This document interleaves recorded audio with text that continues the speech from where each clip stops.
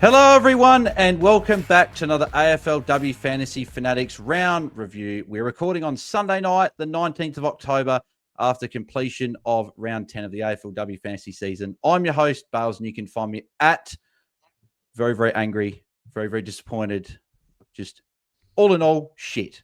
But you can find me at BAILSDT across the socials. And joining us as always is my co-host and fellow AFLW Fantasy Fanatic, Tom Hales. Tom, mate, how are you? Was your weekend a bit better than mine? I didn't realise you had a 15 rated pod. We're swearing in the first 15 seconds. No, my weekend was generally my weekend was good. Good win at cricket this weekend. Nothing to do with me though, but the team won, so that's all that matters. I watched some games of footy today. Had a great time, apart from my team, obviously. Well, that's fine. Everything else was great. Yeah, no, mine was not too great, but we'll get into that very shortly. But a man that's his weekend was very, very, very good. Number one for the weekend, very good friend of the show, Liam from the Free Kick Pod, the official AFLW Fantasy podcast. Liam, firstly, congrats, mate, on a very, very nice weekend. But outside of fantasy, how was your weekend? Yeah, thank you for the kind words. Outside of fantasy, also great weekend. Weather was beautiful in Melbourne. I went and treated myself to some North Melbourne football live and in person against Adelaide. Damn, they're good. Damn, they're so good. Like, they are, I wrote an article about North Melbourne and maybe some things seem to try and do to beat them last week. And I talked about the fact that if I was told at the beginning of the year I could only pick one team's games to watch for the rest of the year, I would pick North. Stuff the Bombers. Like, stuff whoever you support. If you want to watch good football, you want to watch North Melbourne. And so, yeah, that was a great game to go to. A record crowd at Arden Street by all of 2 people from the previous record. But, win's a win. So, yeah, it was a great weekend. And that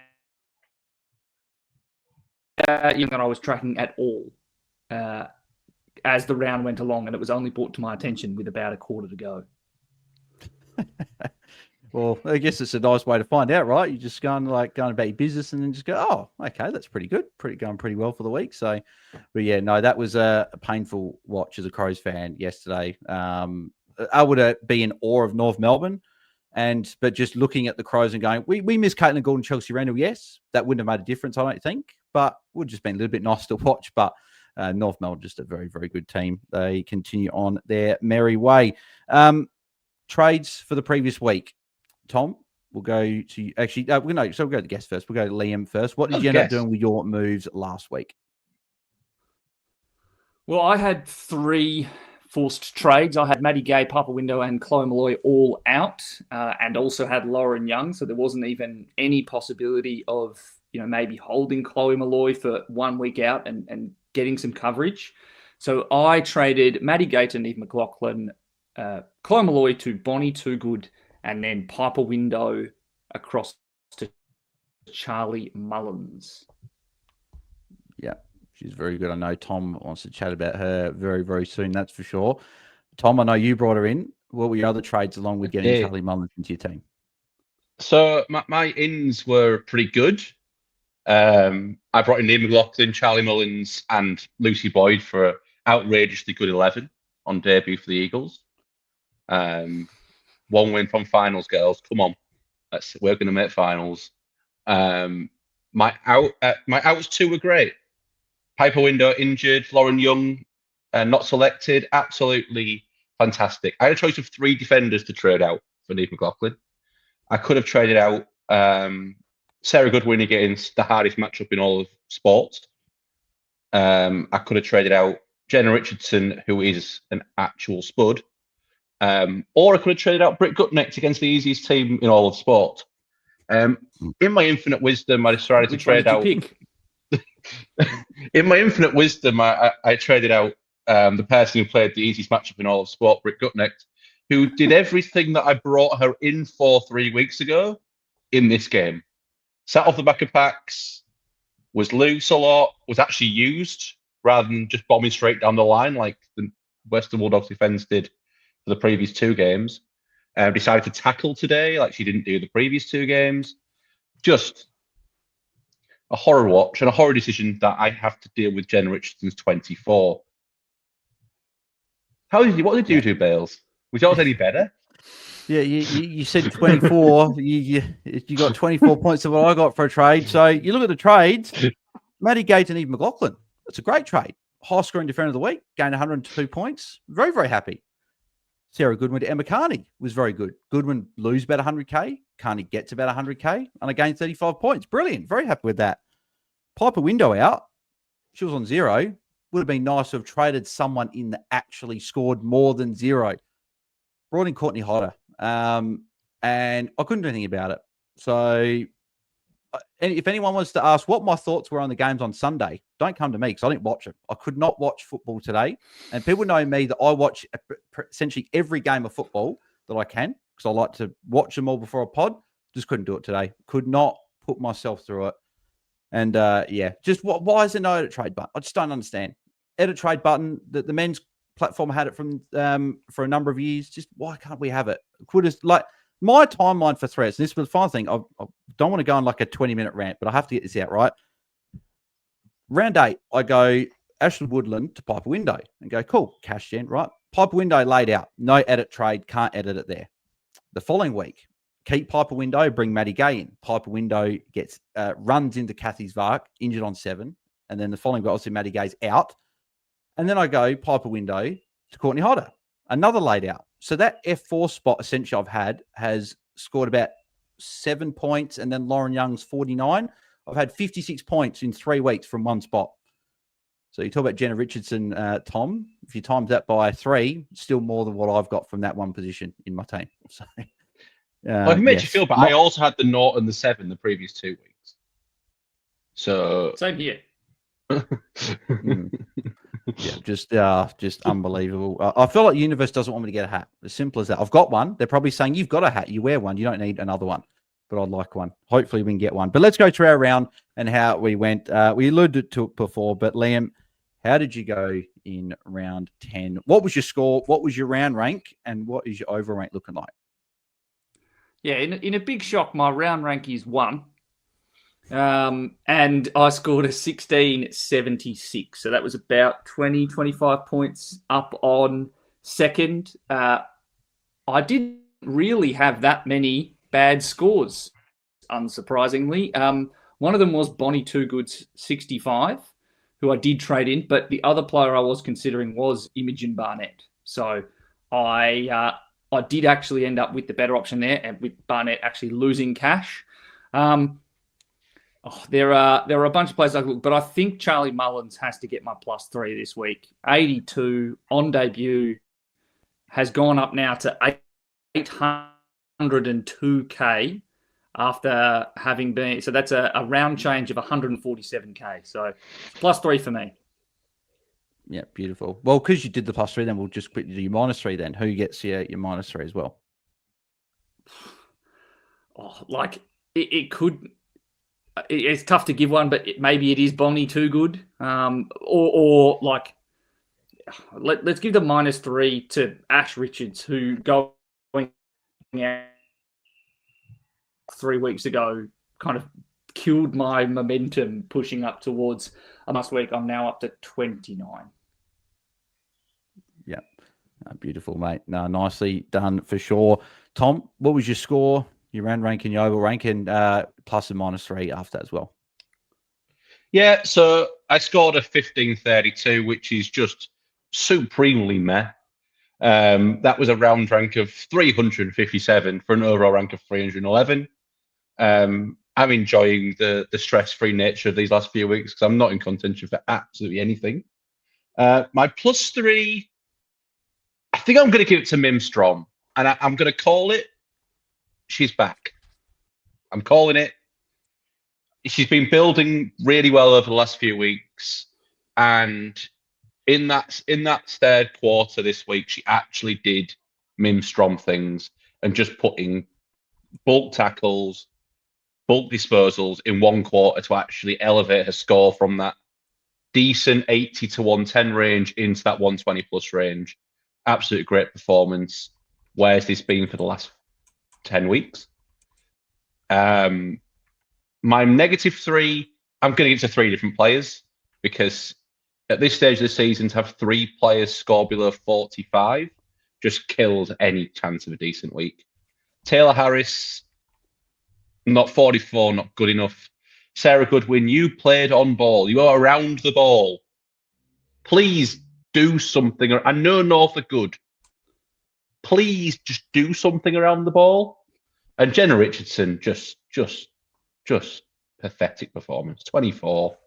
Goes down 140k this week. The reason why I held Richardson over Gutnecht was because they've both had a similar break even. And I kind of was like, one of them's got, the other one's got to go next week. I'll have one that I think can be priced more next week in my side. That didn't happen. Down 140k. Just get in the bin, really. What about you, Bales? Yep. So 1543, round rank of 282, which with the donut, like top 300 rank, you go, oh, cool. That's like nice, but it's just more thinking about what could have been this week. Like I could have been within touching distance of the top 20 for the week. Like could have been a really good week. Up 20 spots to 168, but only gained 4 points on top 100. That's the real annoying thing about this is that still 111 points away, still very doable, still can catch up. You can do 100 points in a week if you have a really good week and 2 weeks to do it, but it's just, annoying these last 3 weeks that it's not gone the way I wanted it to. My plus and -3. Shout out to very unlucky not to get the +3, but only reason I'm not giving it to her is because there's someone I've got in my team that zero coaches have got in the top 100, and she did well. But Jazz Garner, shout out to you, 140, just very, very good footballer. I was partly hoping she'd be able to get on to break the disposal record, but obviously knowing North, managing players very, very well, and she managed, I think, last 5 or so minutes on the bench, so didn't get more, but 140 was very good. But my +3 goes to Aileen Gilroy, 90 points. No, as I said, 0 of the top 100 coach was great. I think only 7 of the top 1,000. So getting a 90 in the first game from a very, very unique player was very, very nice. And kicked 2 very good goals. I think one from 45 where she just got it and just put it on the boot and it went straight through. And then another one where she got the ball about 50 out and just curled back and then this crazy bounce and it went through.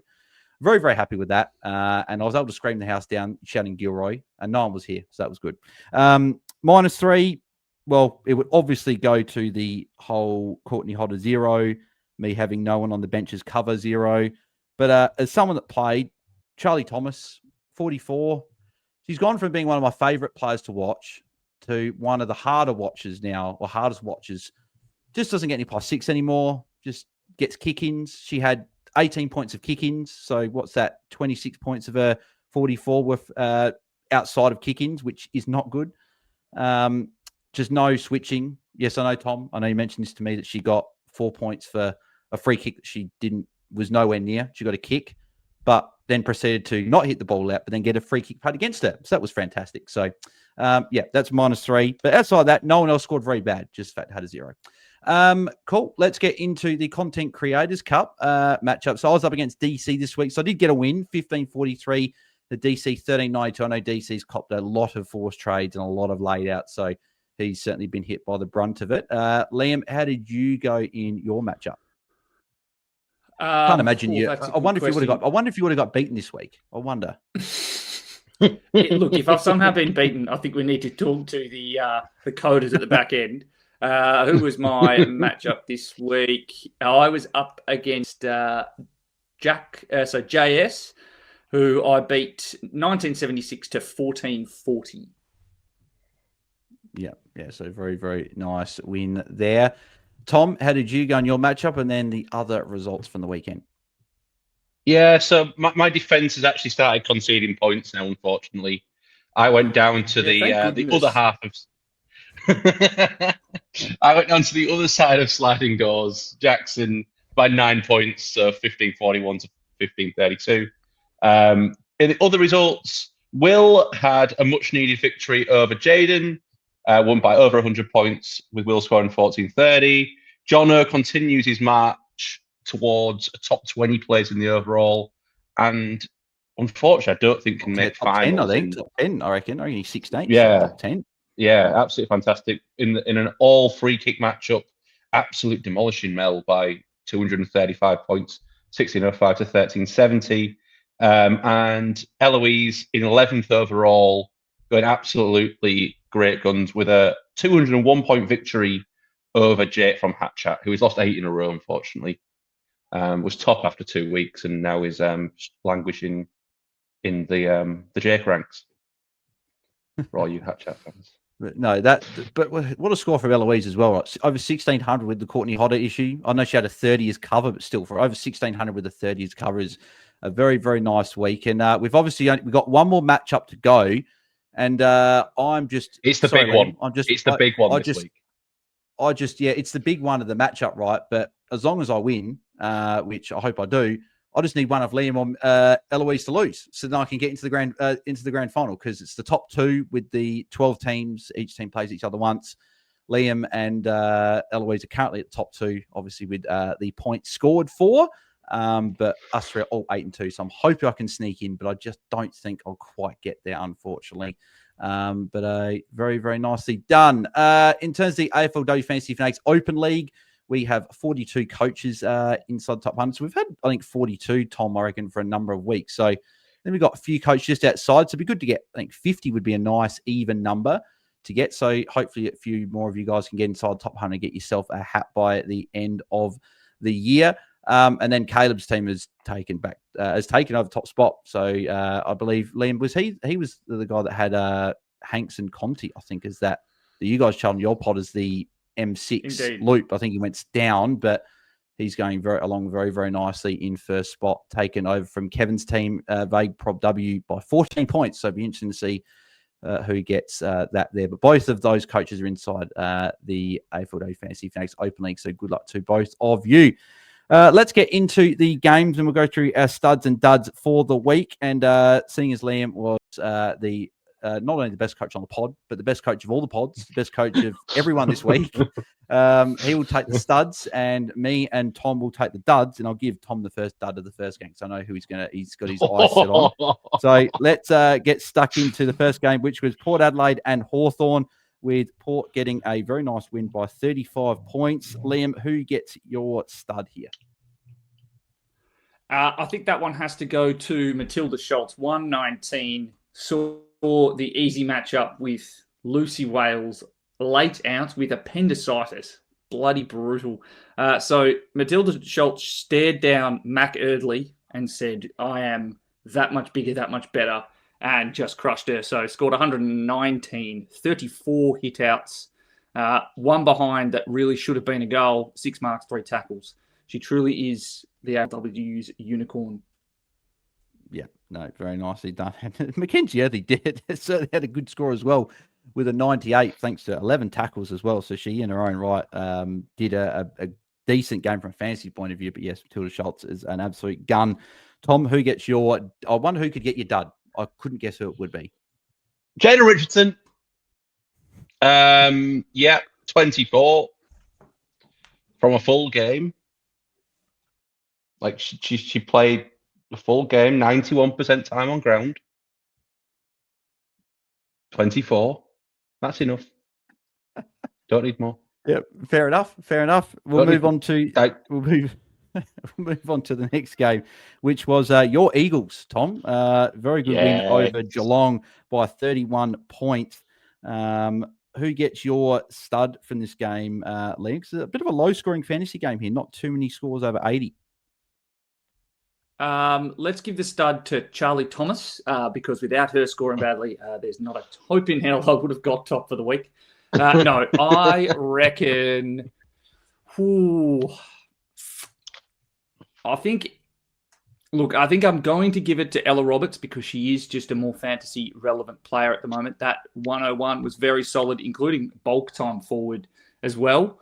With a shout out to Nina Morrison, 103, who had an exceptionally solid score, particularly with Georgie Prasparkas copping a lot of attention during this game. Yeah, for sure. My dud from this game, this one's another obvious one, unfortunately. Ash Maloney, 28. Just like last time she played West Coast, kicked 6 goals and scored like a 120.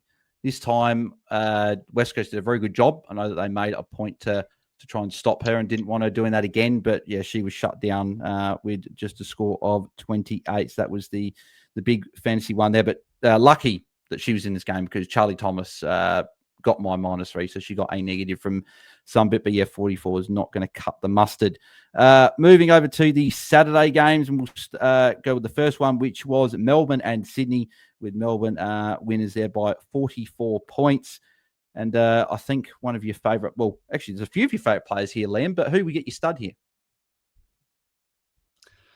This is a tough one because obviously, like, I'm a huge Laura Gardner fan. You know, had her in my starting team. I possibly traded her out, but I can't remember. It's just something I've blocked out completely.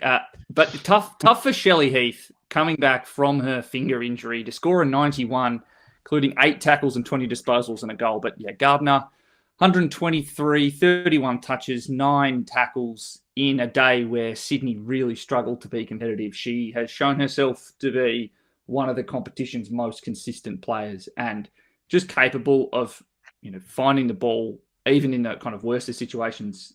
I'm glad that Casey Fields wasn't as windy as it would typically be. Maybe then she would have struggled a little bit more, but I don't think you can complain when one of your superstar mids puts up a 120 plus.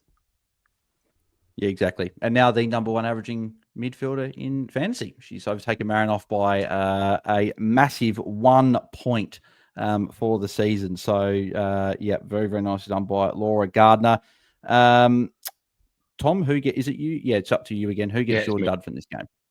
Just before I do my dud, I want us to put our hands together. Paxi Paxman has broken her ability to make double figures in the final quarter. Round 10, she managed to break the streak of single-figure quarter fours with 11 points. So well done, Paxi. Is for someone who's actually been really fantasy relevant and a pretty decent scorer, to have one score or no scores over 11 in the final quarter of games, like, just mind-boggling. But my -3 does go to another member of POM United, Taylor Harris. And I flagged this last week or 2 weeks ago. Not last week. I flagged it. Sorry. She'd lost that second ruck role. Georgia Campbell has come in and kind of taken that second ruck role. So she's not getting that time up the ground where she used to get a good 20-30% time up the ground, which is where she would really improve her floor. Only kicking 1 goal in this game means 44 is the result, and she has to go this week. And she will be for me. That role, unfortunately, has diminished, that's for sure. Just before we leave this, though, right, Zippy Fish, another ton, 108. She's averaging 85.3 for the season. Can anyone guess what that would put her as the defender averages if we had DPP or she was a starting defender? Does anyone know where she'd be? D1 now? Yep. Should be D1 ahead of T. Lucas Rod, which is, crazy. Give us DPP. Yeah. Well, what does Tiny White average? 83.3. So she would be D1. Fabulous. Yeah. First year player. Give us DPP, AFLW, please. Can you please improve your game? That would be very, very nice. Moving to the next game, which was the demolition job that was North Melbourne over Adelaide by 40 points. I think that might be the Crows' worst loss. I'd imagine. I don't think there's too many games where I can remember the Crows women's team losing by that much, but North, just amazing team. Who gets your stud from this game, Liam? I think it's hard to go past Jazz Garner. She probably could have had even more. 41 touches, 1 goal, 2. Just built different. She's just that good. Yeah. The superlatives, there's not much more you can give. She's just the best, full stop. Yeah. It'll be interesting to see if the umpires will give her the 3 votes potentially for this game, or if they'll give her 0, like they have done for a number of games when she's dominated. Tessa Boyd's on 5 touches. Tessa Boyd's on for 3 votes in this game. But I'm actually going to give though my dud. There's a lot of special, because it's not special to mention. My honourable mentions to not get the dud here, but Anne Hatchard 42. It's not a good score from someone has been a premium in the past, but just not been the year for Hatchard. Sarah Goodwin 42, really good role. Went to defence in the last quarter, but still 42. I know it's North, as you said before, Tom, but still. But I think Alice O'Loughlin's got to get it. Trade in by Fairfield this week. Really good score last week. And we thought, okay, this is probably going to kick on. And I thought she was a decent trade in and only scored the 25. So, and in a win that North Melbourne by 40 points, you would have thought a better score than that. So, unfortunately, the dud goes to Alice O'Loughlin. Moving over shout out to just a few shout outs on this one, actually. Yeah. Shout out to Marinoff, who more than doubled her score in the final quarter. A 58-point final quarter to get a 115. Anyone who went as the Pod Marinoff captain would have been sweating buckets at 3/4 time, but to a 58-point final term, just to get up to respectability of a 115 she's outrageous. Not quite as good as last year, but still outrageous. Well, I sent you guys a message at 3/4 time, and I was like, geez, I'll tell you what, Noffy's in danger of going below the ton for the first time in like 3 years. I think, and I remember the last game was 92 against Gold Coast when Lucy single tag, but Marinoff's just like, that's not happening. Of course not. So yeah, no, Liam, you said you had a shout out as well. Yeah, shout out to Doc Clark for the disrespect of Blaine Bogue. I'm not sure if he were to do this game again, he would put his least experienced defender in Brooke Smith as the direct opponent for one of the league's best goal scorers and probably the second fastest player on that team. We want to talk about, Alice O'Loughlin. Solid job by, a cluster of players, but I saw a lot of Kira Mueller playing on her, and I thought she did a bang-up job with a little bit of help from someone like Stevie Lee Thompson. So, look, Alice O'Loughlin, good, being an All-Australian and whatever, but, credit to Doc Clark for not reading the tea leaves in 2025 and realising that Blaine Bogue is the dangerous player for North Melbourne, and she's probably the player who needs some more attention.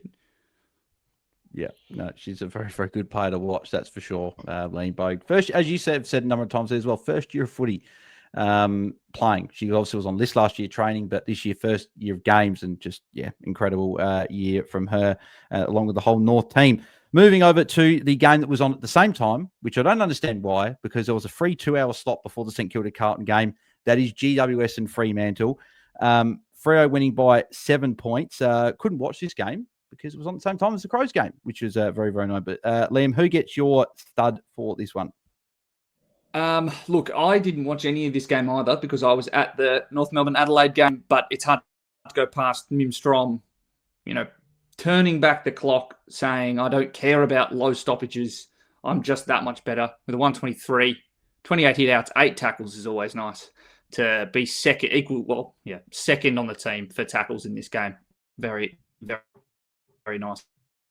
Yeah, she turned around the hit out battle actually late because that's the thing that she's been struggling with this year. So like the first quarter, she 6 hit outs to 4 for O'Dowd. Second quarter, it was 6 for Fleur Davis to 4 for Strom. But the second half, she got on top. She won 5-3. But it was the last quarter where she won 13 hit outs to O'Dowd and Fleur Davis, 6 combined. So hopefully that's a sign of things to come. The 0 disposal in the last quarters, hopefully isn't a sign of things to come. But we want the hit outs and the points, but very good score from her. Dud, Tom, who do you give this to? I'm going to give it to Tani Evans, and I feel this is quite harsh. But kicking 2 goals and only scoring 41 and making 4 tackles, just come on, Tani. Be a little bit better than that, and you might have found your way into a couple of teams. Emma O'Driscoll, also with a 49, might make her someone we talk about later in trade targets. Yeah. So I'll keep you that one 10 hooks. Yeah. And Zali Goldware as well, 70 is probably not quite exactly what we'd love, but 70 is probably just a pass mark at least in the forward line. But Everyone's got it. Nice. Yeah, that's what I mean. Everyone's Everyone's got it, so it's not too bad. Doesn't mean they're immune to a dud every now and again if they put up a bad score, but 70 was okay. Moving to the game that was, what was it, 2 hours later, which would have been nice if we had a game in between, as I've mentioned before. Carlton and St Kilda. St Kilda winning by 13 points, but a lot of injury carnage for St Kilda. That'll be something to watch moving forward. But Liam, who gets your stud here for a game that had no tons? The stud has got to go to Maddie Gearin, who in 68% time on ground scored a 92, very much proving why she should have been playing for Carlton in the midfield in the first place. It's remarkable that it's taken Carlton and Matthew Buck as long as they have to put her in the midfield. Like, I think at this stage, it's very clear that Abby McKay is not healthy. She is not able to explode away from stoppage, was going off nearly injured quite a lot in this game. They really do lack a bigger bodied clearance player, and Mads Gearin showed immediately what happens when you have a bigger bodied mid who can also stream forward from the front of a stoppage, get the ball inside 50. It is remarkable that she has not played in the last 2 weeks and barely touched the midfield all year. If I am any team in the AFLW that needs a midfielder, particularly one with size, I would be finding Mads Gearin's manager's number immediately, putting in a call, just saying, but pump the brakes on any contract extensions. We might have something for you. Yep. Did you fancy a trip to West Coast? Agree.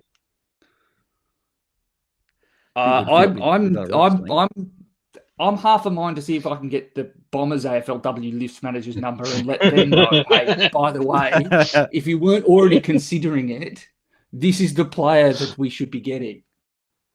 Yep, 100%. I've been saying it for a bit, Tom, as you well know. Don't know why she hasn't been there, but no, very good game also, from her. If you don't give the dud here, Bales, there's an obvious dud. Lack of ton.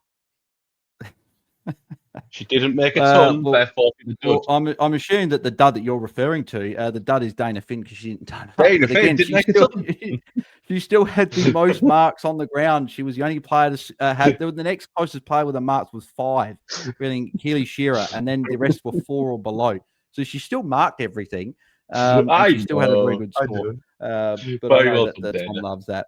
I think I'm going to give the dud to this game just to the injury bug. Like, why do we have to have so many injuries in this game? Like, we saw Georgia Patrikios went off with, I think what they said was an ankle injury. Didn't look great. Had to be helped off with 2 trainers. But at the same time, I know. Didn't look like it. No, didn't look like an ankle. Looked like a calf. Looked like calf or Achilles. Yeah. So I'm not sure if it was, calf or Achilles or something. But not great. But then at the very same time, Nikki Zenos also had to be helped off by a few trainers. I think that was her knee, potentially, with her. Beck Ott went off with an injury. I'm not sure exactly what her injury was, but I think I also saw Darcy Guttridge go off as well at one point. Like, seemed like almost every St Kilda player was going off at some point. I probably missed 1 or 2 that might have gone off there for a bit of an injury. But I will give the actual dud from this game. Who gets it? Probably not. Looking here, not anyone like that went, really, really bad score from them. Probably tough to give it to. Oh no, I'm not going to give it to a rookie. I was going to give it to Basenko for some people probably relying on some cash gen there. I'll go Jesse Waldorf for a 54. It's a tough matchup against Harriet Cordner. Cordner's been very, very good this year. 54, he probably won a little bit more, but probably more so just because there wasn't a lot of other players there that went really, really bad. So I'll just give it to Jesse Waldorf for that one. Moving over to Sunday, which I watched every minute of every single game here. Essendon and Brisbane. Brisbane winning by 38 points, and another game with no tons here. But I think I know where you'll be giving your stud to here, Liam. Charlie Mullins, for sure, playing beautiful role on the wing. Had a couple of CVAs late in the 4th. Scored a 92 with a beautiful goal on the run from the pocket. Just a really kind of, I didn't want to so much revel in Courtney Hodder going down because that felt a little bit rude given no edit trade. It is tough for everyone to see. But I definitely think Mullins was a beneficiary of that. Shout out as well to Charlie Mullins for one of the best freeze frames, I reckon, in football. There was a time where Ali Anderson, kind of at a stoppage, inside forward 50, kind of feigned to give the hand pass back to Mullins, and then just decided to kind of turn around and go over her left shoulder and kick it to the goal square. And there's a freeze frame of Ali Anderson kicking the ball out. Charlie Mullins is just standing there, both hands out, just bemused after the play has already moved on. Like, why didn't you give me the ball? Beautiful. Excellent stuff. Had a great laugh at that one. Yep, there you go. No, beautiful. No, that would have been funny to watch. Yeah, as I said, didn't watch any of the games today. Tom, who gets your wait, is it your turn for the dud or mine? It's mine. Yours? Yep. I'm gonna give it to Nat Grider. As a cheaper option that some people might have gone to if they were just looking for a cheaper option, some cash gen, and couldn't get up to a primo defender. 38, just one of those typical Nat Grider anonymous games that she has at various points through the season.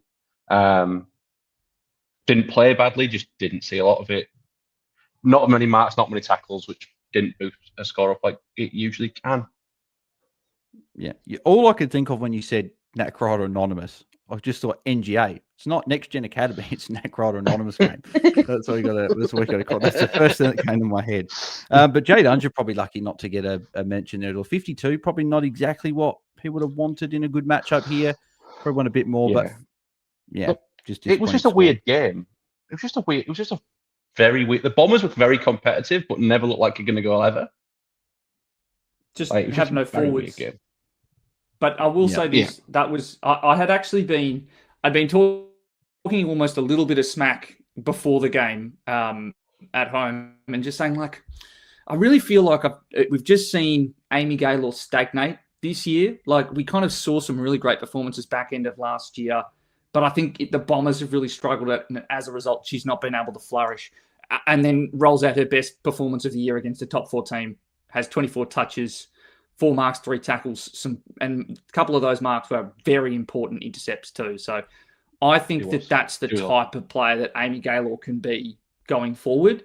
It might take her a little bit more time to really blossom into a premium midfielder, but I think the skeleton, the bare bones of a premium are there. I saw more of it today than I'd seen for a lot of the season. Yep, definitely a name to keep an eye on in future years for sure.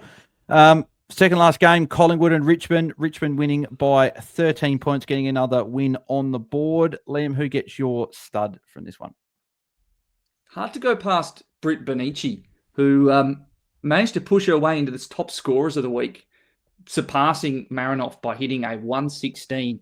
10 tackles, 26 touches, continues to do this. I think that, once we move past the first wave of midfielders that have really improved with the new rules this season, so looking at Riddell and Gardner specifically, Britt Benici is in that secondary tier, but she has taken her game to another level. She has benefited perfectly by being a real tough and hard to tackle, but still very competent inside and outside midfielder. Showed it again today. Yeah. She took a mark in the goal square on a switch. Like, absolutely awesome. She's got an elite tank. Got an elite tank when she's healthy. Yeah, for sure. The dud from this game it's got to be shared, I think, by 2 players here, because 2 scores stand out as very, very poor scores from their players, and that was Imogen Barnett with a 40, which is very, very weird score from her, including a very big last quarter of -3. And Mon Conti, 61.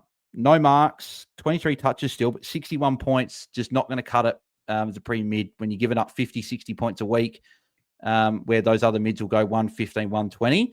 Certainly wasn't the week to be doing that as a unique that I was very happy to jump on, and I did consider it at one point throughout the week before the carnage did strike. So Conti there, and Barnett will share the dud from that one.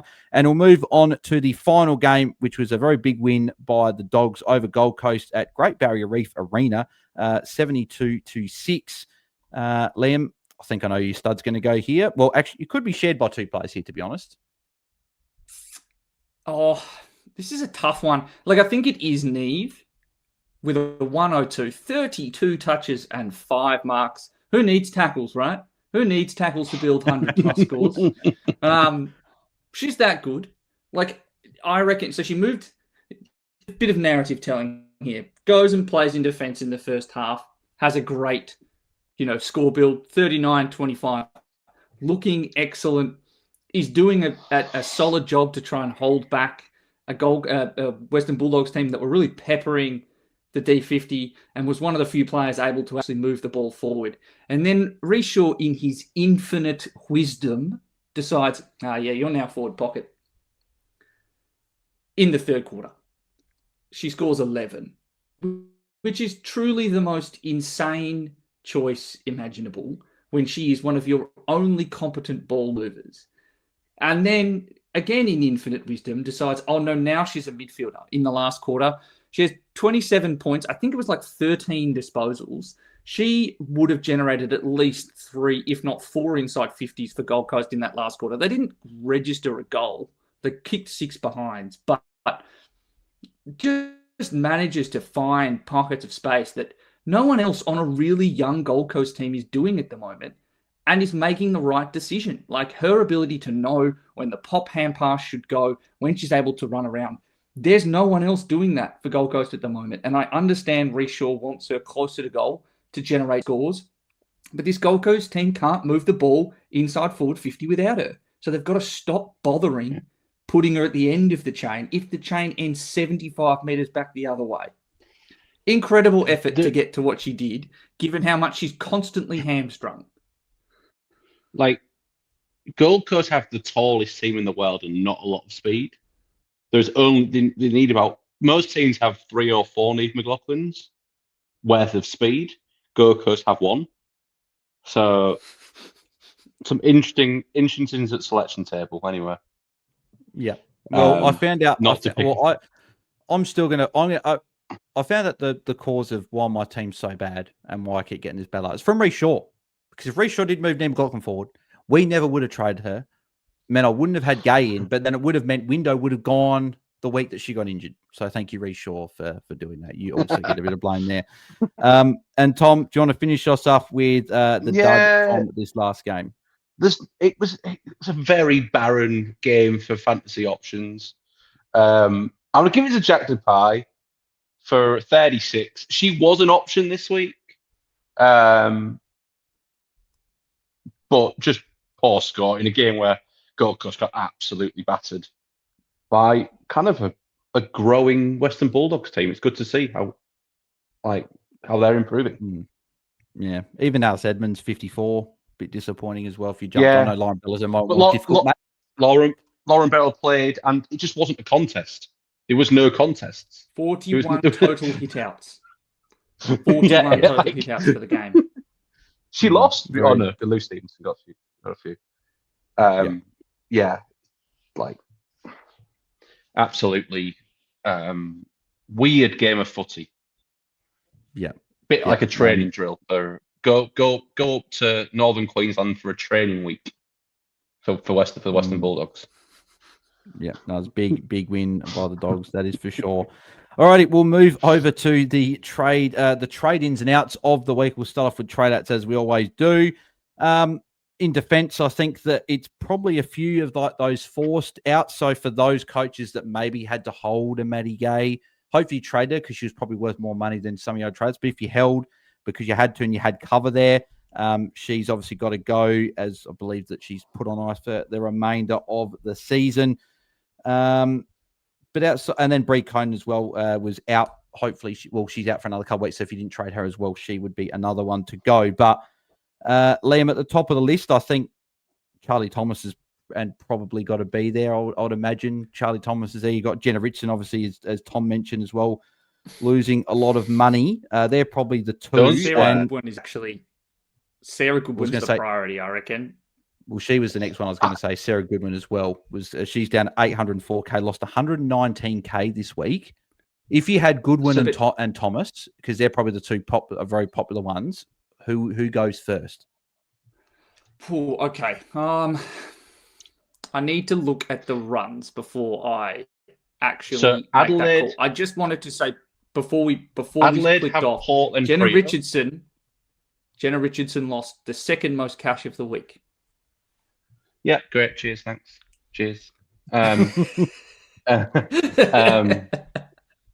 Adelaide. So Sarah Goodwin have Port Adelaide in Showdown. Yeah, Showdown's the Adelaide one, and then Friday night, and then Fremantle in round 12. And Charlie Thomas. Who's Charlie Thomas, West Coast, have Sydney and then Carlton in their last game. I personally think if you have to pick, it is Thomas. I agree. I currently, in my current trade plans, I'm holding Goodwin, but my team is rubbish. If you have a good team, you can very easily get off Sarah Goodwin. Very, very easily. She probably is a bigger priority than a lot of other people. Yeah. Yeah, it's just of the highly 678k now, down 233k on the season. Down another, what was it? I think she went down 50 odd k this week. I guess the difference, if the difference gets you the better player, like if the difference gets you a Neve McLaughlin to trade a Goodwin, that could be a deciding factor. But I'd still want to trade Thomas out first, as you guys. So I would agree with that for sure. One that's a concern, Tom, that's dropped back-to-back poor scores, less of a priority than these, but Maeve Chaplin has now gone 58-64. The role is all over the place. It's like this week is a little bit better, like more defense, but still, I don't really get the first CBA midfield thing they do. Then put Shelley Heath in, just start Shelley Heath there. It doesn't make a lot of sense to me. But 993, she's got money on her head, and she's got Brisbane. Is this a place where you can maybe get some cash? Go her down and Neve McLaughlin, bank 150. Well, everyone's got Neve McLaughlin. She's not a trading target. Everybody has. Well, if you don't have Neve McLaughlin, but Shelley Heath is the other one that we'll chat about soon, a few others. But if you don't have one of those, do you go down, bank that cash and use that elsewhere? I think she's a very interesting one. And I'd love to hear Liam's thoughts on this as someone who's actually in the well and truly in the 100, in the top 50. Because I think she could be quite a dangerous sell. Because she's so highly, it depends which way you want to look at it. I think a lot of top coaches will sell her, and I think a lot of top coaches will keep her this week. I think it's a very, very close one, and depends on your risk appetite which way you go. Because I don't think you're going to be going to a quote unquote better player. You're going to be very much looking at runs. So Liam, what's your thoughts on Maeve Chaplin? I think that with the cash that's on her head, it's completely viable to be trading her out. She's in half the teams, basically, of the top 50. I do think that there's a lot of uncertainty about that best structure in defence for Melbourne, highlighted by the fact that they made 2 changes or brought in 2.5 defenders last week to the team. And then Shelley Heath has kind of taken her role back towards the midfield. 8-10K, by the way. So just foreshadowing who a good defensive target might be. And then I think that the problem with Chaplin is it's the times where she gets stuck deeper. And we've kind of seen it this year and then a lot last year. It's when she does get stuck playing that deeper defensive role that she does really struggle to score. And with the return of Sarah Lampard, there is absolutely a case to be made that she'll just have more of that happening more often. Yeah. No, so it's definitely a place if you don't have a lot of cash anywhere else and you want to find it, that's definitely a viable path to get some cash there.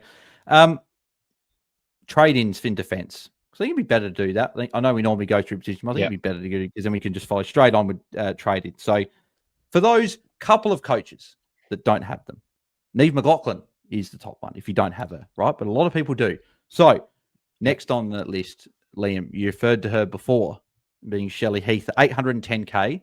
Brisbane is not a great matchup. It's better than defensive matchup, better mid matchup at least. But with that, you still wouldn't be hesitant to jump on her because of that role and being 810K being a bit underpriced. That's absolutely it. And I think it's because her score build is off tackles. I see it as being a highly profitable position, given her lowish price, the ability to push up above that. Like she can hit a 70, which at the moment, like defensive scoring is down in the last few weeks. That's a pretty good spot to be in, and have it be built off tackles. That's who I think is a great target. Yeah. Do you another one? worry about? Do you worry about Melbourne's tough couple of fixtures in Brisbane and Geelong to end the year? Again, we kind of if you look at pure midfielders scoring, then yes, and if you look at pure defenders scoring, then yes. But compare what Shelley Heath did and that scored to what Bella Lewis and Emma Swanson did against Geelong on the weekend. Both well outperformed expectations by being just manic pressure players and high tackle players. Yeah. I think that's what is beating Geelong at the moment. And I would be shocked if Mick Stanier hasn't looked at what happened to Geelong just this past Friday and says, yep, thanks. I'll be borrowing that. Thanks, Days. That looks like a beautiful game plan. We'll do a version of that ourselves. Yeah. I'm just putting the contrarian point. I think she's a great target.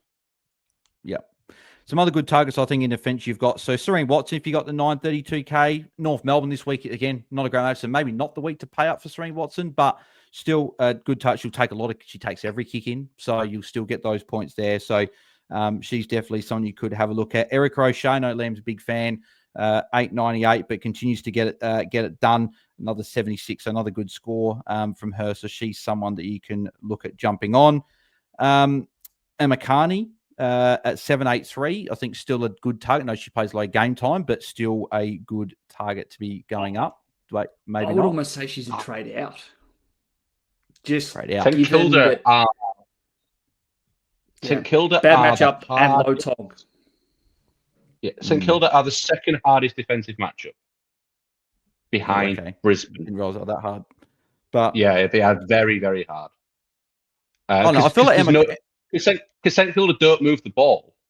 The ball doesn't get inside. Like they are a very, very accurate team when they get inside. Like, yeah, there's not a lot of switchy, chippy. It's very contested, very long down the line. Pack, long down the line again, pack. My big target, and it's purely due to the fact that this team has the best run for defenders to end the year, as I previously mentioned, is Emma O'Driscoll, priced at a glorious, 723.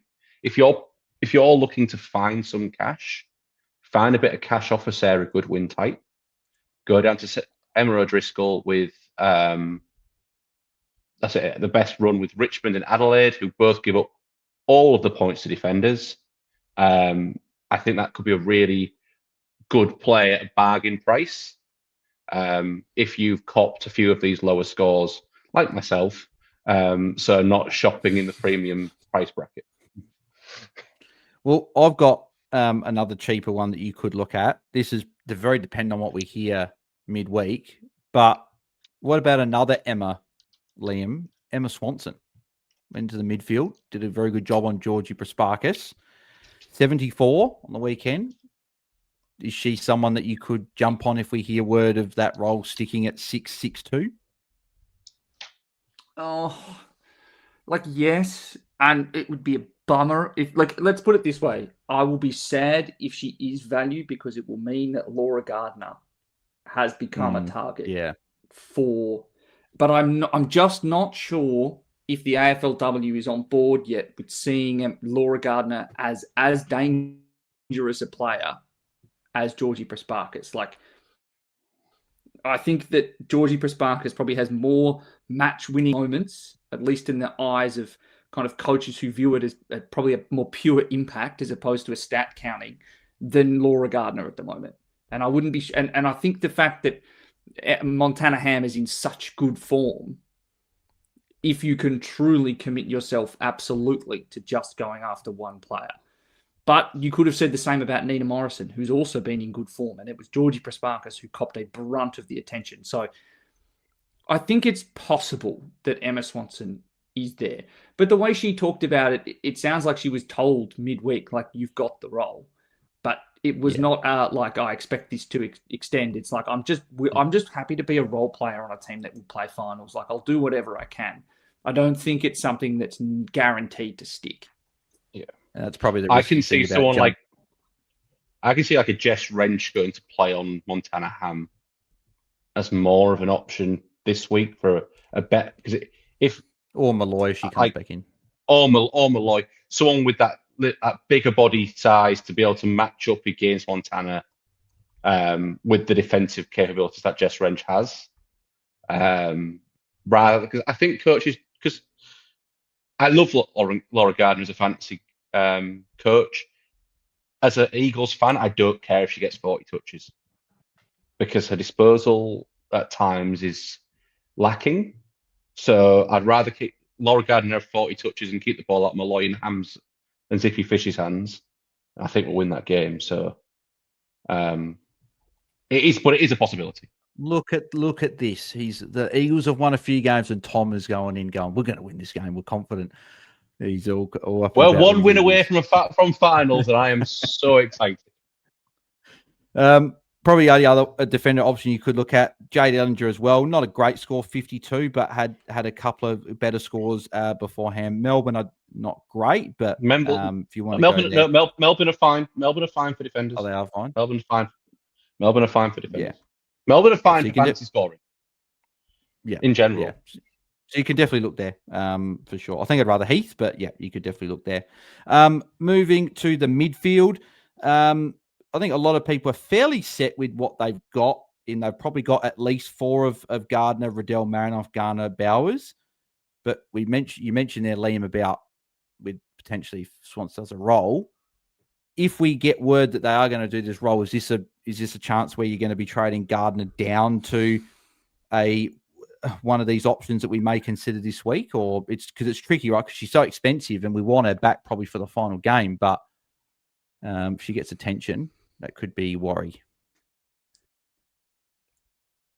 I think even with attention at the moment, she's still going to get close to 100.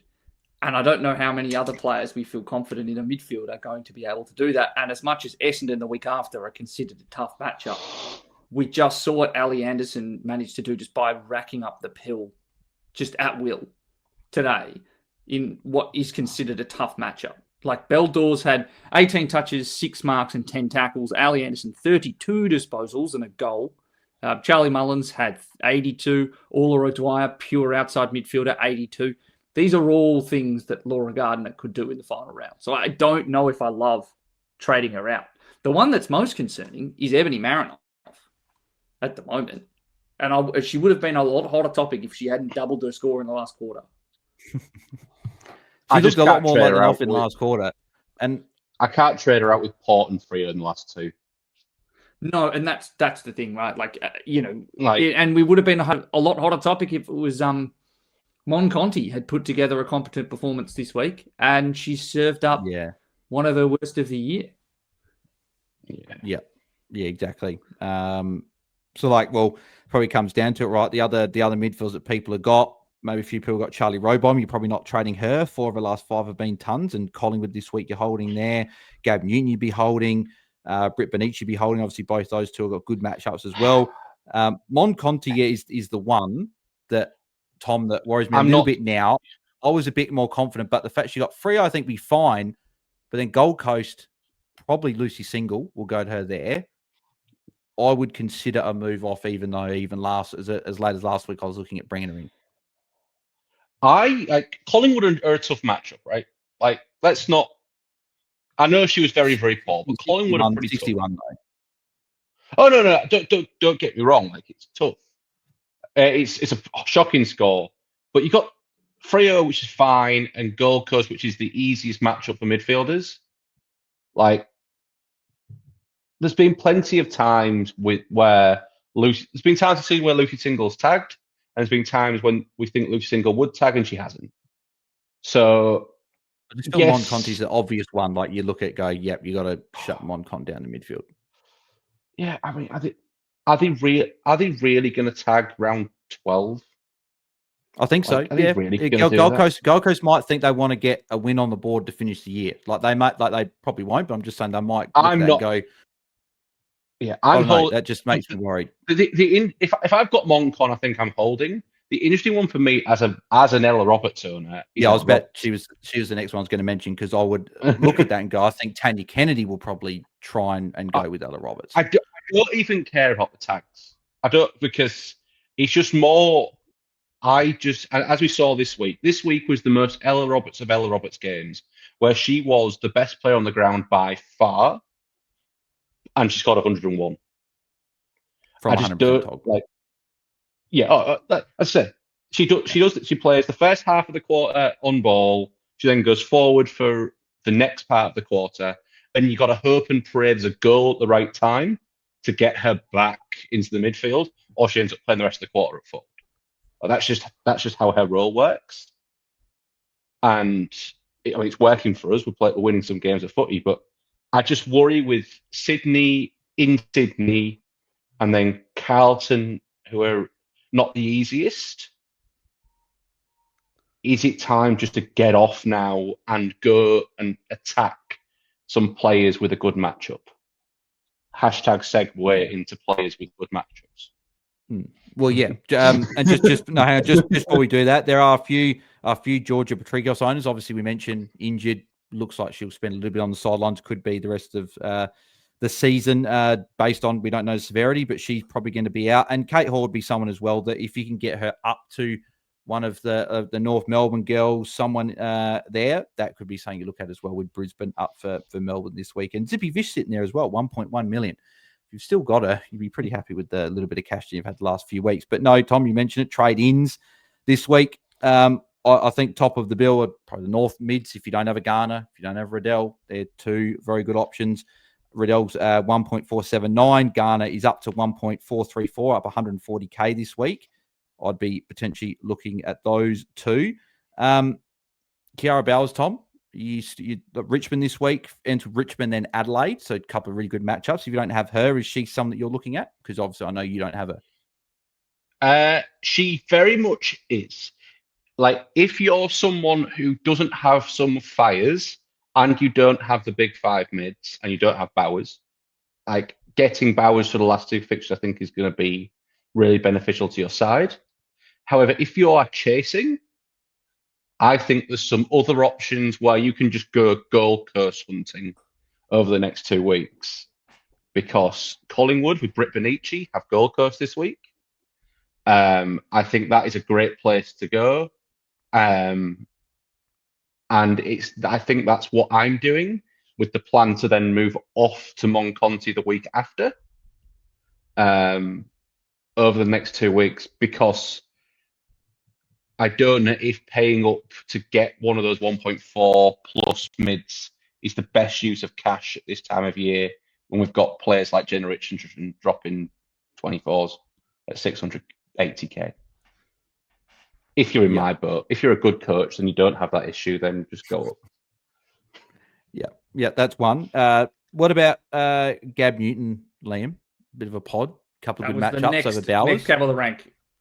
Yeah, it's almost a bit unfortunate that she's now up above. She's more expensive than Britt Benici. It's not by a lot. It's for the sake of 4K. Yeah. And it's just going to come down to how many tackles you think there are going to be in her next two matchups against Richmond and Adelaide. Because when she has above, 9, she's not gone below 90. Like, if you think she's going to get 9 tackles, chances are she's going to score well, because it speaks to the way the game's been played. Had 102, which included 19 handballs and only 9 kicks. And 1 mark. Yeah. So she's in good form. I think that she's a very good target. Britt Benici against Gold Coast is such a fascinating one, because I think her worst score in the last 6 weeks was against the Western Bulldogs, who you would expect her to be able to run rings around. Now, Collingwood lost badly, So I don't know if that's necessarily illustrative of what you're going to get, but it just is the slightest seed of doubt in your mind. Yeah, for sure. And she's turned up in 4 of her last 5, didn't turn up in her first 5, so that clearly shows her form is certainly going along very, very nicely. Going through here, if you want to have some real fun, I wonder if anyone would just bring Zippy Fish back in, just to have Zippy back in their team. I wonder if anyone that's got the season over wants to do that. But Tani White, maybe if you're cash strapped, Gold Coast this week, 1.023 if you can't afford much else. If you're upgrading Ellie Blackburn type, yeah, we saw Brittany Goodnext had a good score, so maybe Tony White can go well again. Just for those that are cash strapped, that's one that sort of goes out. But hopefully, you can get one of those top mids. I'd almost prefer if you're that cash strapped, I'd almost prefer just going Anna Adjad with 2 very good matchups for Adelaide to finish the year. What's she priced at? Jeez, oh my god, 775. Just wow. That I agree. If Caitlin Gould is back this week, because she was a test last week, I don't know how you go from 3 to 4 weeks the week before to a test last week. So if she comes back this week, then yes. Randall, we don't know what's happening with that. They're being conservative with the concussion stuff. If both of them back, then I think, yeah, it could definitely be a play if you want to go there. So no, good shout. I like that with a couple of good matchups to finish the year as well. Rucks, a lot of, if you got Mim Shom, Can I throw one more in? Yep. One more player, Abby Dowrick. 1.1 million on the button with 2 good matchups to finish, Adelaide and GWS. Yep. Yeah, no, don't mind that as a shout as well. Rucks, if you've got, well, now I feel like order is restored. Mim Strom is now the most expensive ruck in the game, which is good. Lucy Wales, I don't know. I don't know how long appendicitis is out. I can't imagine it'd be something she'd be back for next week. Can't imagine you're out for just a week with that, but I'm not sure. I'm not a doctor. I've never had it before, so I wouldn't know. And then Matilda Schultz is highly owned. So Mim Strom, Matilda Schultz are pretty much making up the top 100. So they're the top 2. If you've got anyone else and you're looking at trading, Liam, I know you guys talked about this on the Freaky Pod last week as a target this week. Is Alice Edmonds the pod ruck at 912k with Geelong and St Kilda, who may now be with, well, she's got tipping this week, and then she'll be potentially, I don't know how bad Ott's injury was, but an Ottless St Kilda the week after. She the one Is Reen harder? Is Reen harder? To win hit-outs against, yes. Around the ground, no. I think we also need, and I'm going to say this, we're talking about the rucks, but we're going to have to see if Ott's out for the season, what does St Kilda do with the rucks? There is a world where Jessie Wardlaw ends up the ground, and then she becomes a round 12 option. She becomes a round 12 option. Or do they play North in round 12? Good. That's an important qualification. I wouldn't do it this week. No. It's a round 12 option. Definitely not this week. Sorry to confuse everyone. I'm just thinking out loud of things that we can do differently to gain some ranks in final rounds. Yeah. That's where Alice Edmonds for me. Comes in. So, Liam, would that be the one you'd look at? So, what is it, like 300k, 380k difference between her and those top couple? Yeah. If you've not been able to trade out Wales, and she, as we suspect, will be out for a longer period of time, then absolutely Edmonds is the player I would be looking at. 912k. We know that she can score above 90 both weeks. So I think that'll be a good spot to cover if you really are desperate for cash and you are needing it in order to be able to make other things work, and you don't want to go to Strom or Schultz. With Strom in particular having a tough matchup this week upcoming against Richmond. Yeah, exactly. Schultz sure. next. Schultz. I would probably prefer to go to Schultz from Lucy Wales, purely because they've got 2 good matchups. And I just don't know if Alice Edmonds quite has the scoring capabilities. Like, Alice Edmonds can win a lot of hit-outs and score an 80, whereas Schultz could easily go 120 in the next 2 games. Yeah. For those coaches that have got like a Thomas or some of those players, they need to find the money to get up to those better options, I think. But yeah, great. Schultz is the play if you want to go for the ruck that I you just think don't probably think, score I the just don't most think plus there's two. that many players that we'd want to bring in over the next 2 weeks who are that expensive. If you have the big Particularly 5 now minutes. that Chaplin is out or out of like her role that was leading to these massive scores. She was one that was going to be a struggle to get to until 2 weeks ago. And then we'll get to forwards, but Courtney Hodder is absolutely a target. It's just that she's up above 1.1. So it becomes very difficult to bring her in. We'll go the forwards, and people that heard before when you was rattling off those scores, Liam, with like the stats from the Brisbane players today against the Bombers. I was just all I could think of was just what would Hodder have done today? She would have gone really, really well. But Courtney Hodder is the most expensive forward. I'll probably trade her out just out of pure hatred of the whole situation tonight. But whether I actually trade her or not, I probably won't. I brought her in for a reason. So, yep, that's that one. In terms of other trade outs, I don't think there's any obvious forward trade outs that sort of Taylor come to Harris. mind. Taylor Harris is there's go. one. If you've got Taylor Harris, go, leave. Thank you. Should have done that this week. I'm a bad coach. Goodbye. Imogen Barnett lost her ruck role in the second half today. This is the big one. And that's the big worry. She lost her ruck role. Sabs Frederick played up the ground. If Imogen Barnett doesn't have that ruck role, then she's just got to go. You're not picking her as a forward in an average to poor Collingwood side. Yeah. No, great. -3 in last that as could well. flip. Obviously. That could flip next week. So it depends on your risk appetite.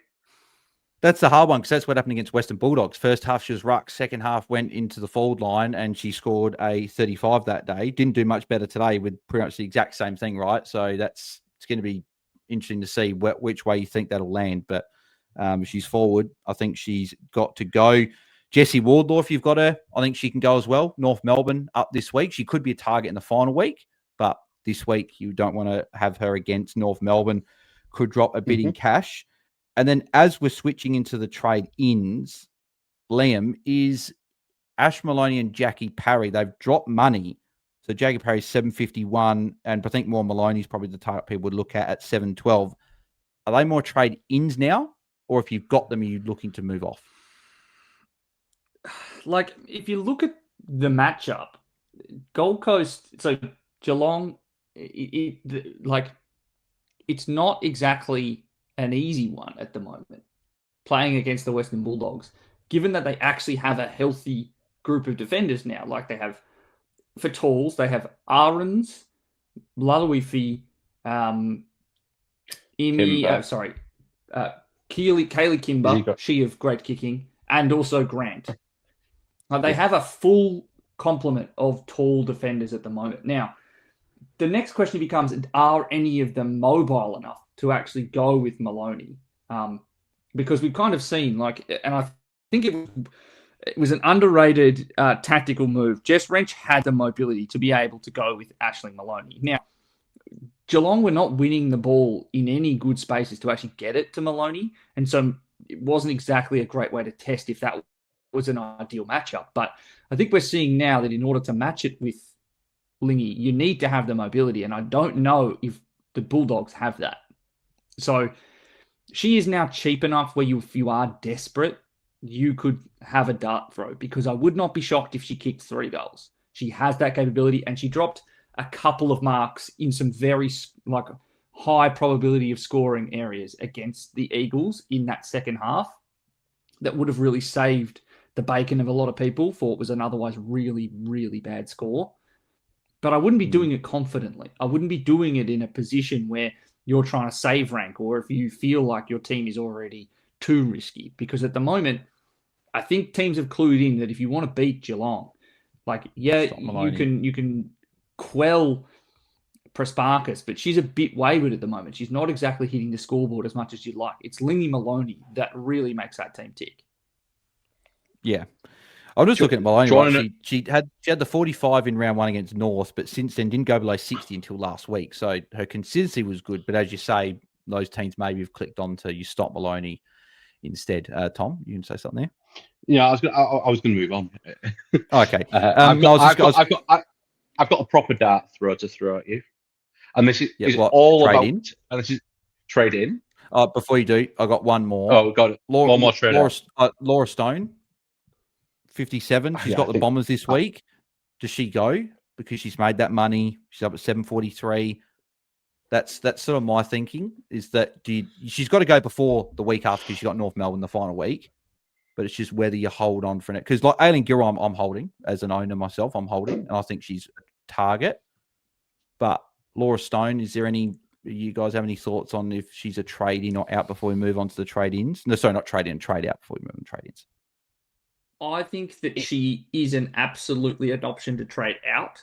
But if you were talking about through your entire team, she is of a lower priority than all of those defenders we talked about a while ago. Yes. So all of like Goodwin, Thomas, those two in particular, they are far higher priorities to trade out in my mind than Laura Stone. Like, I agree. This season is again showing you can, to some degree, punt your F5.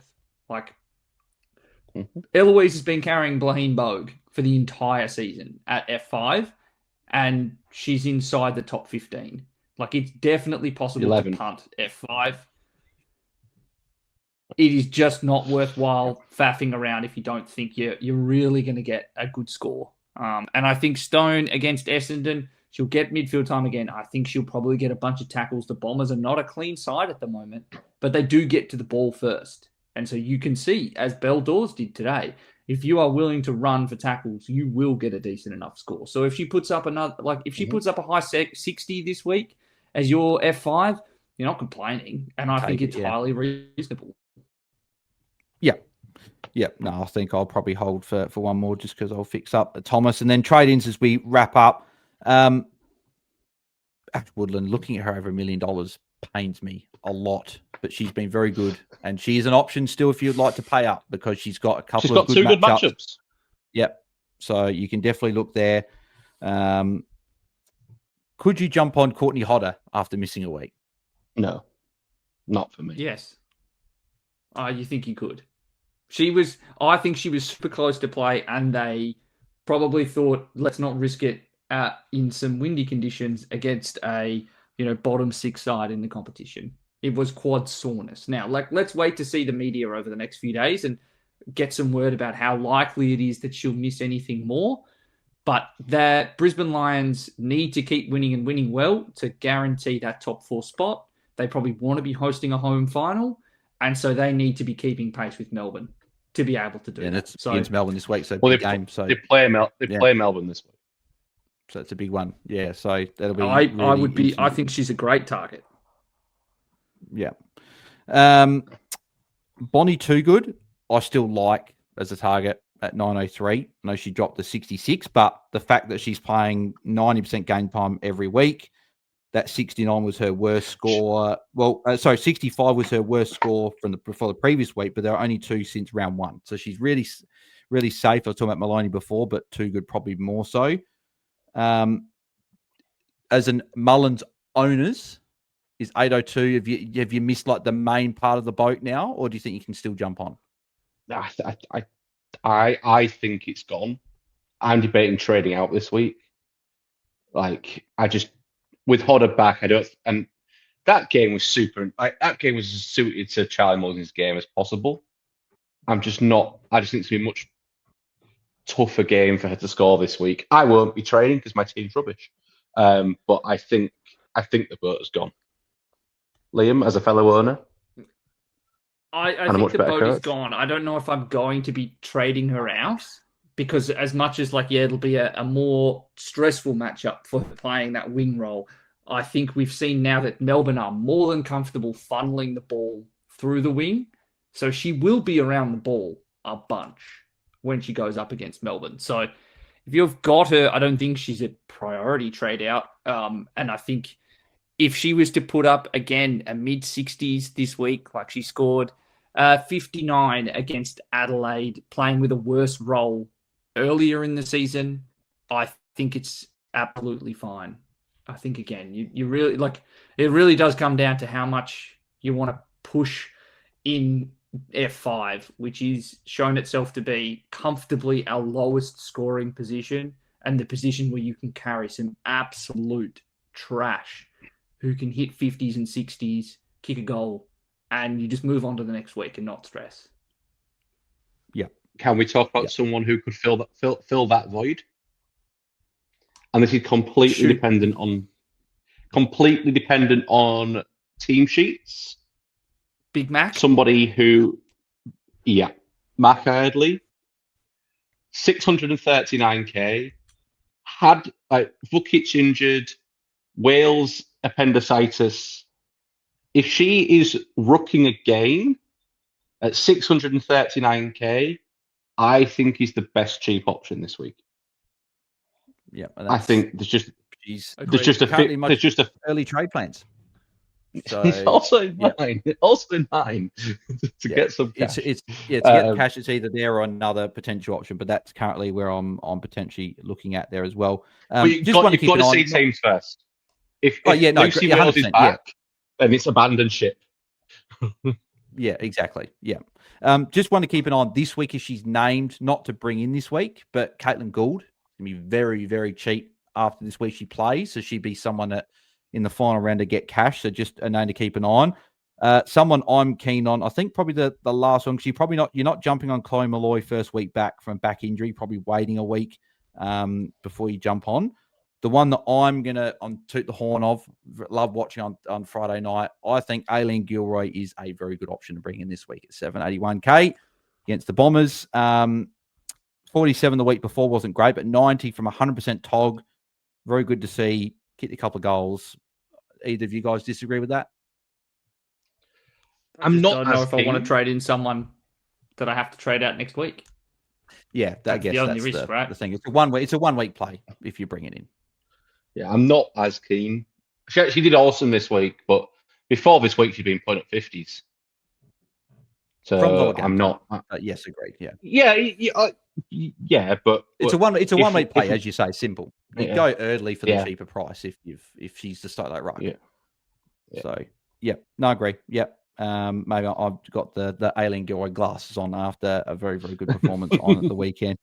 But that will wrap us up, I reckon, unless there was anyone else that anyone wanted to touch on before we wrap up. Nope. Cool. All righty. Well, that is it. So very early trade plans because obviously lockout lifted while recording. Liam, any thoughts? If you don't have yet, what trades you look at, but players you're looking to trade out, bring in, what are you potentially looking at? Look, at the moment, I have 2 trades I think I'd like to do, and then a third that is just off in the wind for the time being. So it's Emma Carney to Shelley Heath and Britt Goodnext to Emma O'Driscoll. Beyond that, nary the foggiest.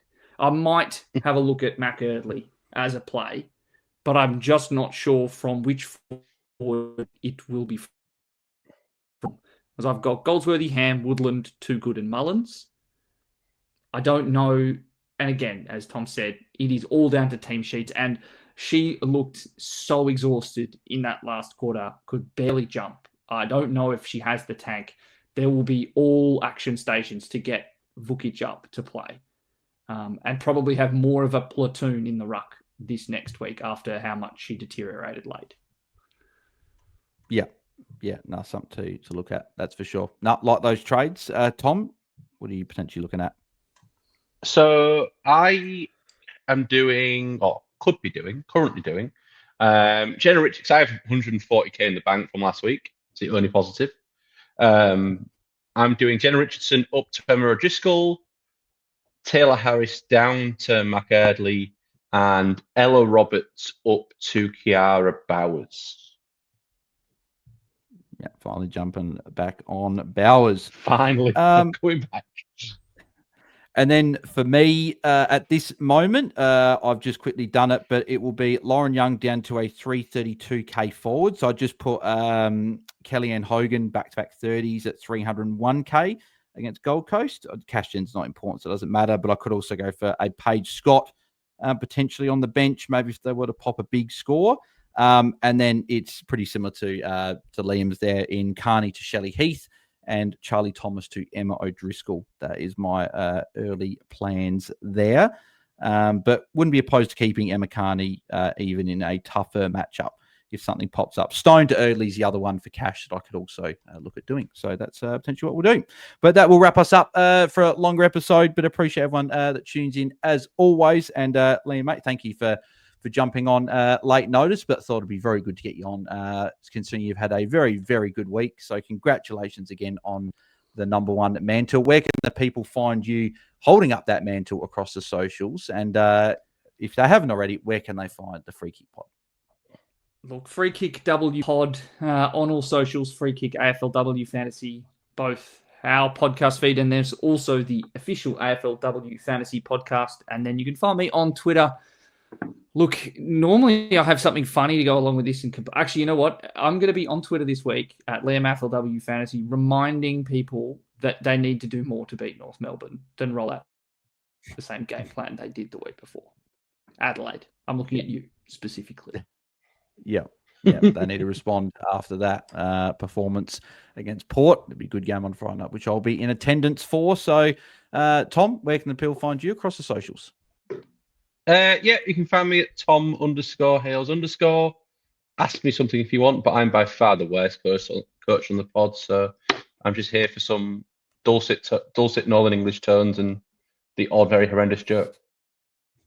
You could find me at BAILSDT across the socials, trying to pick up all of the pieces from a shambolic Sunday, which had been Saturday the previous few weeks, but it was a Sunday this week. So that was fantastic to change up the day. I appreciate the fantasy gods doing that.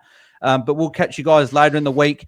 We'll chat to Liam later in the week when Free Kick on air live, but I think we'll be live Thursday because I'll be at the game Friday, but if not, May Wednesday. But we'll let everyone know and we'll tweet out when we're live later in the week. But if you did enjoy, as always, on YouTube, like and subscribe. We very much appreciate it. 5-star rating review on Spotify, Apple, or wherever you get your podcasts, and we'll chat to you guys later in the week. So have a good start to your week, and we'll chat to you later. Thanks, everyone. See ya. Bye. See ya.